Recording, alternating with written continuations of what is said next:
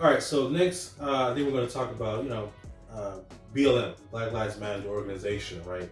Not so much the ideal, but the organization. In this, I think we want to really kind of deconstruct what it is, how does it work, and is it working? So, real quick, of course, the historian. Let's talk about the story of Black Lives Matter. The origin story. Yeah, the origin Stan story. Lee style. Yeah. Okay. I wish it could be that light about it, but I can't. I'm about to say so. The spider. But no, the real thing is, unfortunately, Trayvon Martin was killed by George Zimmerman. Right. Tragedy strikes. Everybody's heartbroken. What year is that again? He died in 2012, and then a year later, Zimmerman was acquitted. 2013. I remember this very clearly because I was in high school with white children, and it was a mess. And they anyway. Yeah. So yeah, white children, high school. It's 2013. Yeah. So Alicia Garza, who I believe was a college student at the time, writes a eloquent, expressive Facebook post. One could call it a poem. I refer to it as a poem. Mm-hmm. An open letter, though, to really America to say that Black Lives Matter, our lives matter. Is how she ends it, and it just took off. Sometimes a viral moment simply happens, and people are, that's the phrase. That's really encapsulates the essence of this. Why don't our lives matter, right? Yeah. So then there are protests in Ferguson, protests in Baltimore, and we see videos now, which is different from the case of, which is just a gross injustice of Trayvon Martin, but we see popping up in just stunning frequency videos of black men dying at the hands of police, which also makes it worse. Yes. And so now Black Lives Matter is more than the Emmett Till sentiment and more of a organized resistance against police. And so now Garza and her friends and colleagues, who are all in this case women, and a couple of them are queer, I believe, collaborate to form Black Lives Matter as an organization.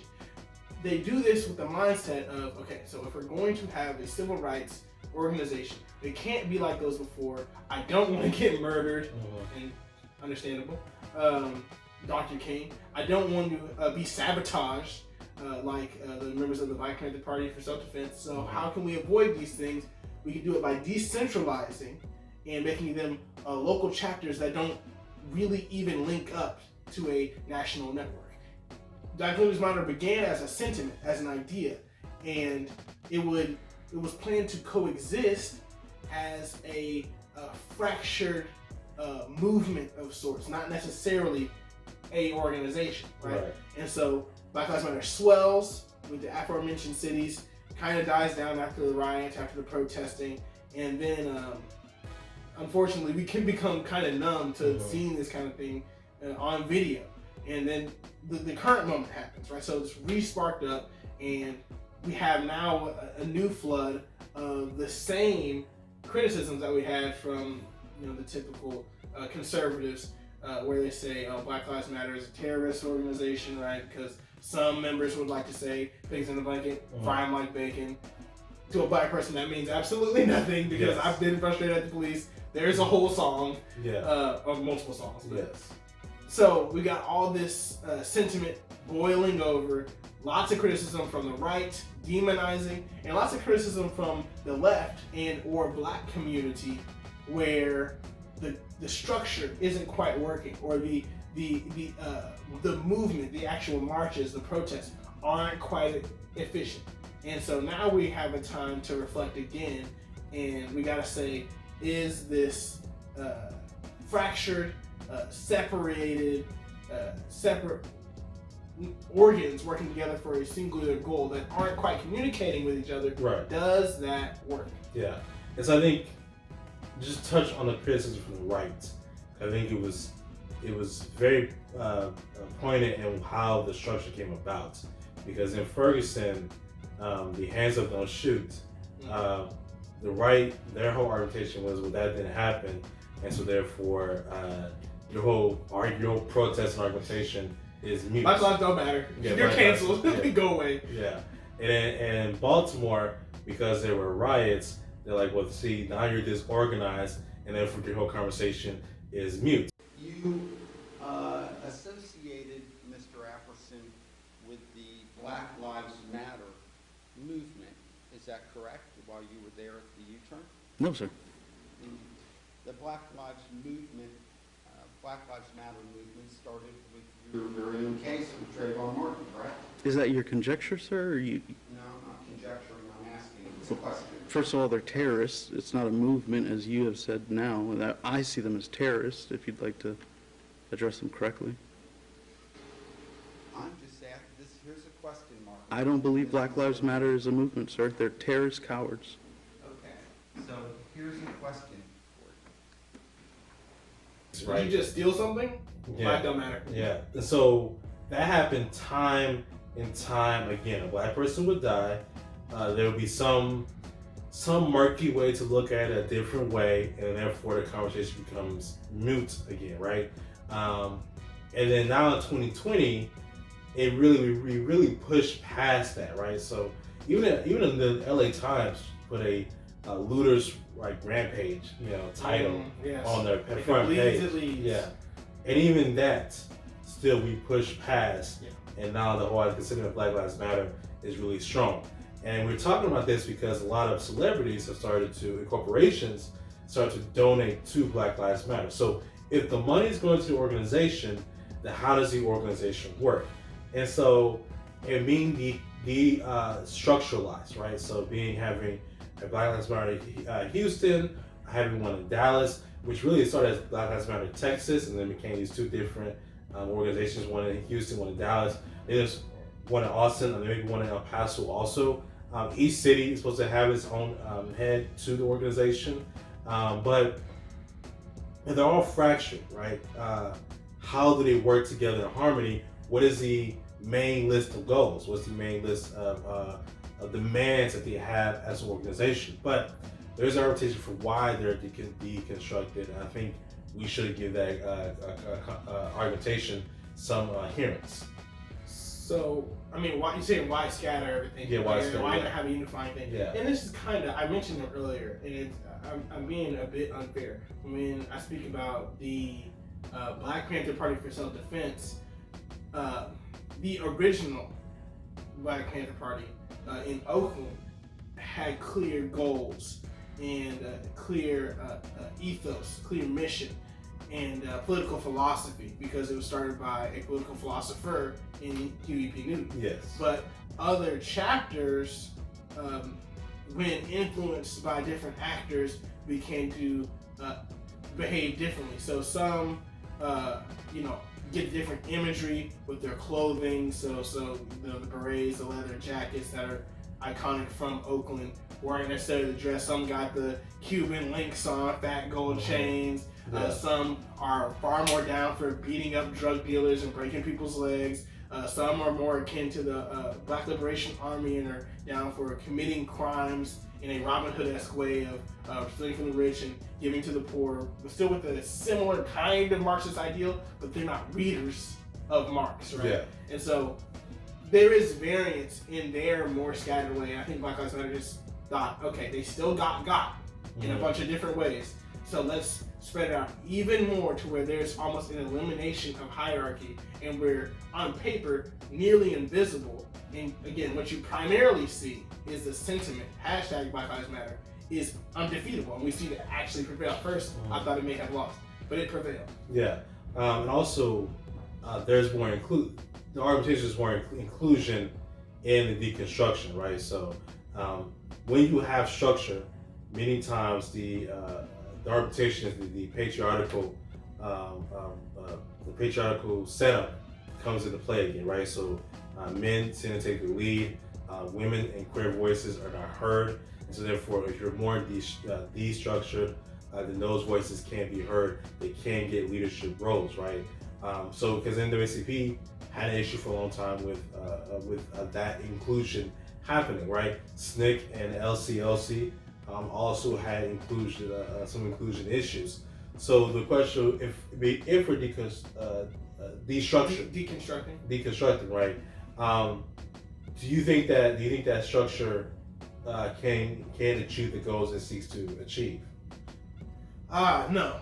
Yeah, to keep it stacked, I really vehemently disagree, and I've had this opinion since 2015, when I really looked into Black Lives Matter, as Black Lives Matter was, and I don't have a beef. This is no beef. I want to be clear. This is gonna sound very salty, but in 2015, when I began my college career as a student at Prairie A&M, this was just after Sandra Bland died, and Black Lives Matter was all but invisible, not present at all. Now, the organization can only do so much, but at the same time, this is an exceedingly high-profile Black Lives Matter case. I mean, Sandra Bland, if you get the hashtag Sandra Bland, you're gonna see hashtag Black Lives Matter right next to it. And so where are the operatives of this organization, right?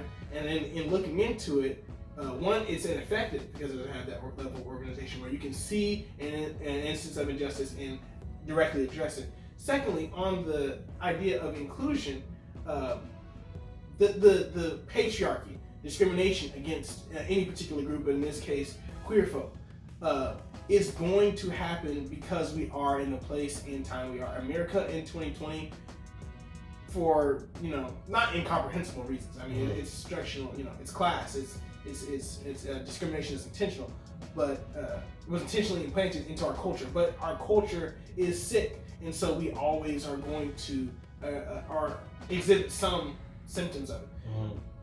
And that's the corporate world, in the church, in nonprofits, and in this case, civil rights activism.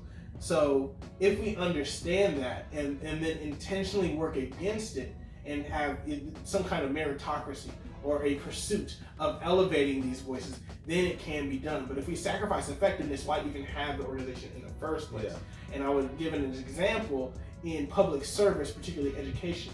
And then there is discrimination. I do not want to equivocate, but again, this is America. Like, if you make the effort, I believe you can have a hierarchy where you'll have orders coming from the top and soldiers coming out and making things happen orderly, and that person at the top can be a trans Black woman, right? If we intentionally make that a possibility, and if you want that to happen, you can intentionally put that person there. And yeah, like I said, in education, women are principals, teachers from top to bottom, every office I've seen, even on the Texas, State Board of Education, women. It's not all women, but there is representation. It's very diverse, all ethnicities. So I just don't believe that we should quit and throw the baby out with the bathwater on the organizational structure that was so effective in the middle of the 20th century. Yeah, first thing, baby out of the bathwater has got to be one of your favorite sayings because it comes up. Our generation's really good at that. Yeah. We're really good at seeing like this thing is broken and things be broken. That's they recognize the evil, but it's like, the evil is in a lot. You know what I'm saying? So it's not just hierarchy. It's just America. Yeah. Also, I think there is almost like a Twitter funness to say this is not my grandparents' movement, or this is not like my ancestors. So like I'll whoop a cop's behind, right? And don't talk about my grandfather like that, bro. I think a lot of y'all playing. I think most of y'all not about their life. Secondly, though, I think we miss out. We don't understand the hard organizational skills that led to the civil rights movement, right? For 40 to 60 years, NAACP, the Black church was learning over and over again how to organize, doing voter registration drives, organizing, getting help for the community. They learned how to do that, right? So Medgar Evers, one of the first Black leaders who was killed in the civil rights movement, was a master organizer in Dixie South, and that is why he was killed. He worked in NAACP.